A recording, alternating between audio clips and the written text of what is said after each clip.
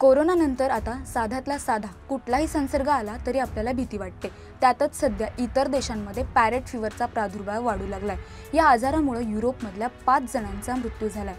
मात्र parrot fever नक्की आहे तरी काय आणि याची लक्षणं काय आहेत जाणून घेऊया। पॅरेट फीवर म्हटलं की आधी आपल्या डोळ्यासमोर येतो तो म्हणजे पोपट। हो, हा फीवर पोपटामुळेच होतो। पॅरेट फीवर हा एक संसर्गजन्य आजार आहे जो क्लॅमिडिया या जीवाणूंच्या विषाणूपासून पसरतो। हा जीवाणू पोपटांसह इतर पक्ष्यांना संक्रमित करतो, त्यामुळे इतर पक्ष्यांनाही हा पॅरेट फीवर होऊ शकतो। जेव्हा एखादा माणूस संक्रमित पक्ष्याच्या संपर्कात येतो तेव्हा त्याला पॅरेट फीवर होतो। विशेष म्हणजे या रोगामुळे पक्ष्यांचा मृत्यू होत नाही, या रोगामुळे माणसांचा मृत्यू होऊ शकतो। डोकेदुखी, ताप, थंडी वाजणं ही या आजाराची लक्षणं आहेत। मात्र काळजी घेण्याचं काही कारण नाही, कारण या आजारावरती अँटीबायोटिक्सद्वारे उपचार केले जाऊ शकतात। आजाराची लागण झाल्यानंतर 5 ते 14 दिवसांमध्ये या आजाराची लक्षणं दिसू लागतात। 2023 पासून या आजाराने युरोपमध्ये धुमाकूळ घालायला सुरुवात केली आणि हा आजार झपाट्यानं वाढू लागला।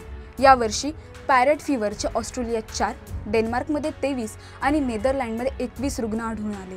त्यामुळे आरोग्य संघटनेनं खबरदारी बाळगण्याच्या सूचना दिल्यात। ज्यांच्या घरात पक्षी आहेत त्यांनी वेळोवेळी पिंजऱ्याची साफसफाई करावी आणि आपल्या पक्ष्यांना गर्दीच्या ठिकाणी नेणं टाळावं।